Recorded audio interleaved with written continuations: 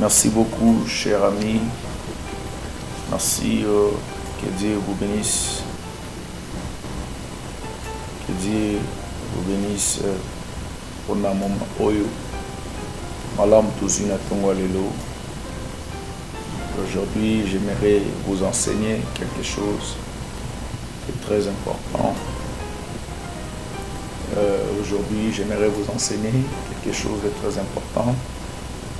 Nous allons avancer ensemble. Vous savez, dans l'œuvre du Seigneur, ce qui mon Christ vous allez enseigner, c'est très dangereux. Parce que il y a un blocage à venir. Mais avec les enseignements, ça va vous aider d'avancer, de progresser et de voir si Kalimbe Bezali, nous allons parler sur les phénomènes spirituels, où nous allons prendre le livre de Matthieu, chapitre 21, verset 19 à 20.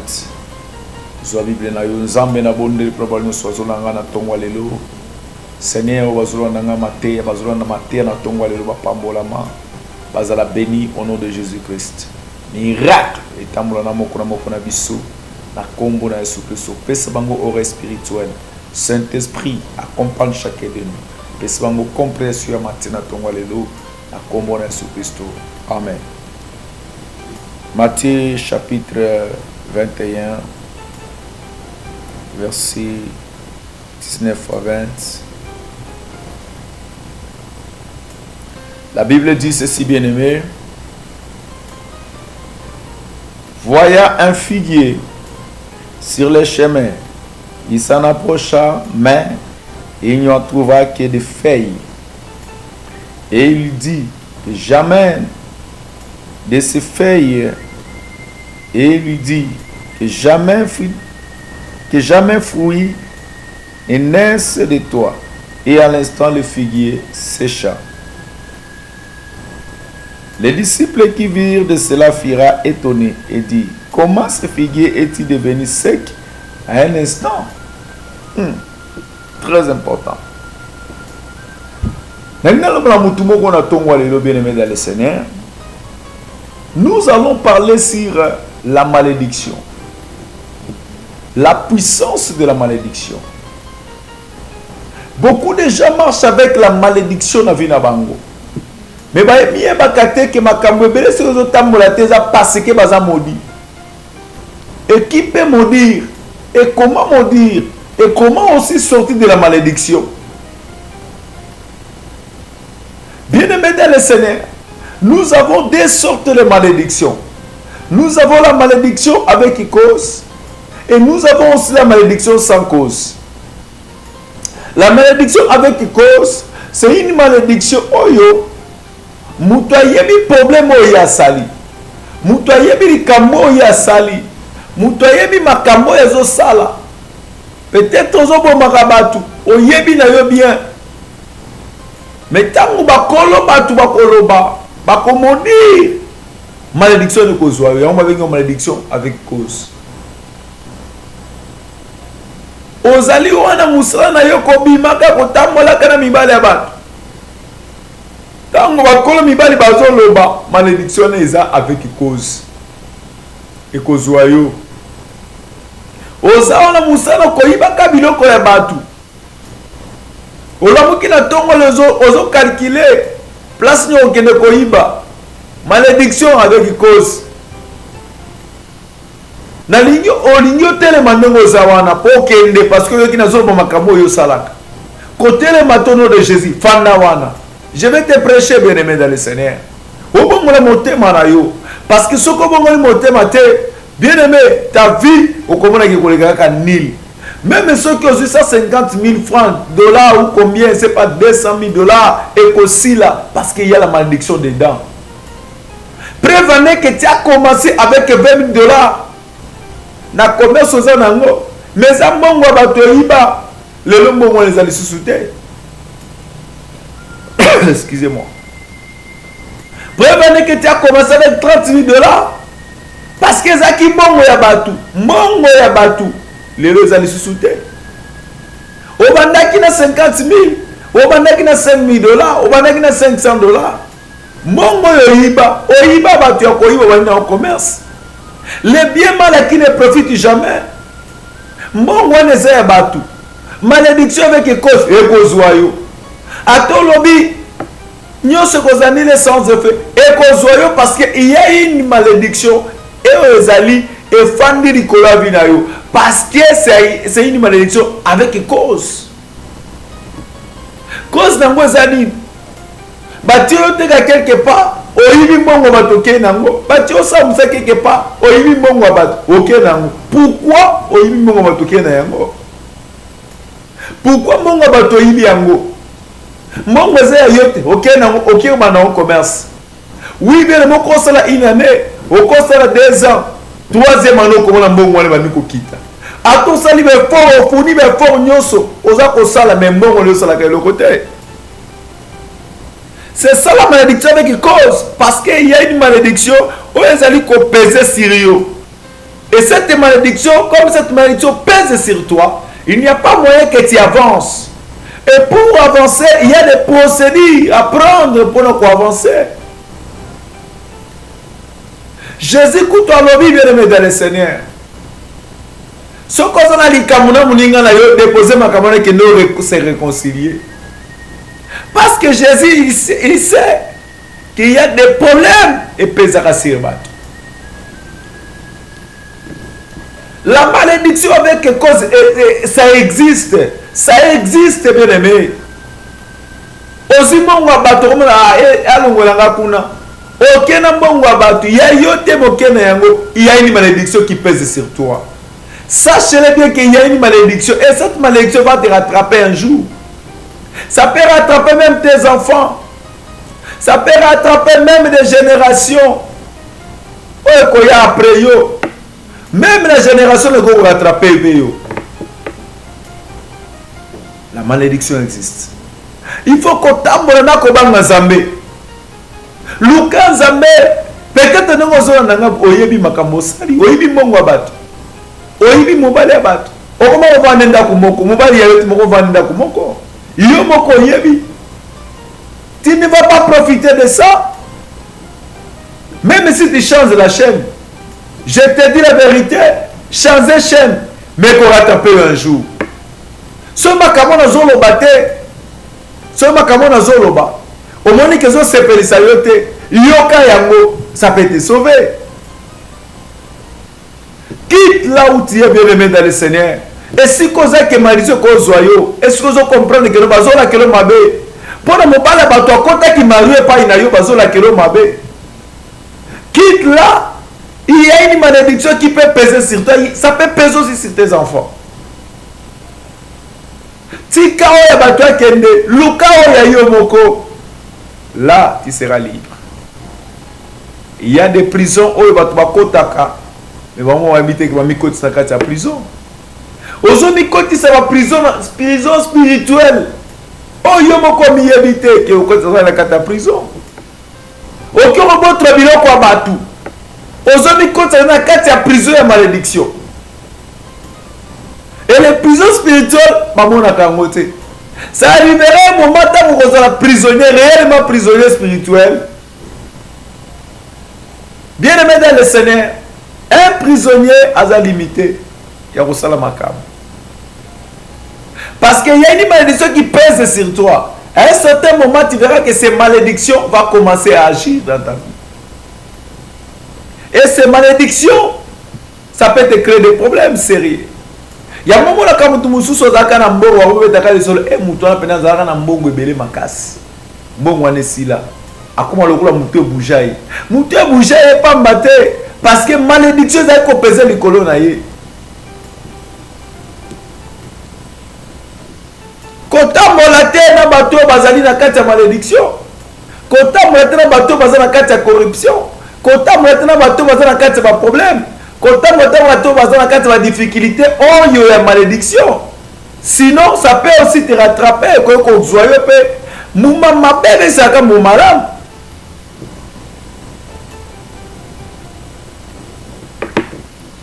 La méchanceté attire la malédiction. Oh my God. Tu es trop méchant vers les autres, ça peut t'attirer la malédiction. Tu es trop méchant, ça peut t'attirer la malédiction. Proverbe chapitre 3, verset 33. Nous allons lire la parole du Seigneur. J'aimerais totanga kande toyoka makamuzamba lobi. Proverbe chapitre 3. Proverbe au nom de Jésus. Oh yes. Bible lobby. La malédiction de l'Éternel est dans la maison du méchant. Mais il y bénit la demeure des justes. Oh my God. La malédiction de l'Éternel est dans la maison du méchant. Et l'Éternel bénit les justes. Mon frère, ma soeur, marche dans l'intégrité. Dieu te bénira. Oui. Malédiction est que pèse l'ikola vinayo. Ce que je dis à ma bête, il faut abandonner les péchés. Il faut abandonner les péchés. Banga biloko ya batu. Banga via ma bête. Comment agit une malédiction? La malédiction agit partout. Malédiction agit partout. Même ce que l'on dit au Congo, au Afrique du Sud et au Zoyo. À tout le monde, Afrique du Sud, Europe, au Congo, la malédiction est le moral parce qu'ils ont état d'esprit. Et quand on traverse nayo, bamboka, bamaï, bisika, partout aux États-Unis. Il y a un moment où aux États-Unis, mais abela malade, moko aussi la kate, bamendese batali, bamendese baluki solution, et autres pesa maka solution de pesa mate. À cause de la malédiction, oyo pesa kalikolo na yi. Wana ezo senga médecin spirituel. Ezo senga médecin spirituel pour aya kotala kana yo. Ezo senga sous médecin charnel te, mais senga médecin spirituel. Tu peux traverser des pays et cette malédiction est qu'on rattraper au cac. La puissance de la parole. La malédiction, c'est la puissance de la parole que les gens prononcent sur toi. À cause ya makambo yozo sala bango batbazo misama loba likolo avina yobazo loba. Ici Jésus a prononcé seulement des paroles et cette parole est qui kozwa nzete pe et kausi nzete. La malédiction c'est l'action de maudire. Par contre maudire c'est appeler une malheur sur quelqu'un ou sur quelque chose. Maudire ça kubenga makambo ya mabe et comme la mutu. Et comme la vie naïe. Et détruire maloba autobimisa et ça la possibilité il y a pour détruire vie à mutu. Il y a pour détruire un objet, il y a pour détruire quelque chose, un animal, ça peut détruire. Malédiction et ça a pouvoir. Yesu amodi nzete pe nzete kauki nenge pe makamusu ba lobaka na vie na yo et ça la makamo ye bakamote makamba tozo loba mibala batozo mana bango bakolo mibala bazo loba nayo basi abatozo mana bango bakolo basi bazo loba nayo keba faut faire très attention parce que la malédiction pèse sur toi. Bien-aimé dans le Seigneur, tant ozo sambela lukoye banzamena na profondeur. Pour ma camuso, comme on a prié solution de pesa matin. Oza maladie moko et lié à kabo monayo. Ozo bikate. Pourquoi? À cause de la malédiction moko ezako existe na katapi na yo. Oh makabu yo yebi. Voilà. La malédiction est donc ça la 2, 3 à 4 ans, 5 ans, même 10 à 20 ans, 30 ans, et qu'on existe quand la katapi na yo. Et quand l'on a vu les autres qui sont la 4e génération, ou la génération qui ont la 4e malédiction, peut-être ça peut traverser de génération en génération. Et quand ici, quand il y a à cause de ma camo yozo ça. Oui, bien aimé, comme à un certain moment, on sera toujours bloqué. Ma camozo a besoin qu'on s'en il faut craindre la malédiction dans la vie. Marche dans l'intégrité. Le Seigneur te bénira. Marche avec le Seigneur. Le Seigneur te bénira. Ne sois pas là pour tirer malédiction de la vie. Parce que malédiction est qu'il a tiré par Mananayo. Qui est pas bien aimé dans le Seigneur. Banga biloko abatu. Zamba ko pambola yo. Banga makambu ya batu. Zamba ko bénir yo. La malédiction avec cause, ça existe. Et il y a des effets. Nous avons la malédiction sans cause. Malédiction sans cause des alliés. Tant que tambola na yo batbazo la kilo mabe dans pamba. O sali le côté mais batbazo modir yo. Ozi mobala batute, ozi mbongo ya batute, ozi le ko ya motute mais mutazo ke loka zuwa. Abandi ko modir, c'est ça ce qu'on appelle la malédiction sans cause. Et cette malédiction n'a pas d'effet. Et ça est là comme côté. Je sais que la moukine n'a pas de zobima. Mais tout ça, on a que l'on a mouté malikou, nous mouté mazoua. Alors, on a dit que simba tene nga zobima wana. Nga na lobino ki ko simba parce que osa la malédiction te. Moutinyo sa komo na ko fani na yo, okipara na batute. Mais ya zo modir yo, kaka dans les pamba. Ou on a malédiction sans cause et qu'on zoyote pe ko sa eloko moko te. Mutu muso comme on a kazo sepela no kaka te. Ou on a malédiction sans cause et ça n'a fait mon au nom de Jésus. J'aimerais te dire leur malédiction et ça n'a fait mon côté na vie na yo. Leur malédiction et ça n'a fait mon côté na vie na yo. Malédiction sans cause. Et ça n'a fait mon côté na vie na yo. Ata balobi ndenge nini. Au moment où on a le côté sali bango ya mabe, ata balobi, ata balakelo mabe, ata batandro ba piège na bango, moyen ba piège wana zoyo ezate, moyen ko takati ba piège na bango ezate. Yango mona ki David a tenu besoin Goliath. Goliath a maudit na bazambe na ye, David a lobi ngala maudit na nzambe ya Israël. Pe malédiction ya Goliath c'est ça que le côté de besoin David. Bakola kelayo mabe mais bakozwa yo te. Ils te feront la guerre mais ils ne te vaincront pas à cause il y a malédiction la bango sans cause et ça ne fait mon côté nzambazana yo il va te défendre. Dieu va te défendre au nom de Jésus. Dieu va te défendre au nom de Jésus. Dieu va te défendre au nom de Jésus. Dieu va te défendre au nom de Jésus. Dieu va te défendre au nom de Jésus. Dieu va te défendre au nom de Jésus parce que il n'y a pas de malédiction na yo. Malédiction sans cause. Il n'y a pas de malédiction. Ozobima, éviter malédiction, éviter ma problème na batou, éviter ma kambo ya batou, éviter ko s'infiter ma kambo batou, éviter beneme ko iba biloko ya batou, éviter ko za biloko ya batou. Tambola na ko banga nzambe, tambola bomoko na nzambe, le Seigneur va te bénir. Je sais que ma terre oh va te balinga kangote, mais il faut la terre oh yango pour finir changer. Nengina pambola mutu moko zobima tongo lelo. Nzambe pambola ndeko langa zobima. Alinga kene musala sene pambola ye. Journée neza malamu au nom de Jésus. Na longoli ba malédiction sans cause nyo sozo peser likolo na ye. O nyo so bat bazo loba na longoli au nom de Jésus. O nyo so bat bazo kanela ye na longoli au nom de Jésus. O nyo so bat bazo lobele sans cause na musala malédiction sans cause Seigneur elongwa na kombo na Yesu. A vivre bolamu na yo. À vivre miracle na yo journée fonga au nom de Jésus. Yo motozola nanga partout. Comment message na ba numéro zawana. Comme la biso. Okola na biso na YouTube, okola na biso ngo la biso ah nzamba ko pambola yo. Okola ko apporter biso soutien na yo, soutenir émission oy. Financièrement, pourquoi pas matériellement. Nzamba ko pambola yo, n'hésitez pas bien aimé.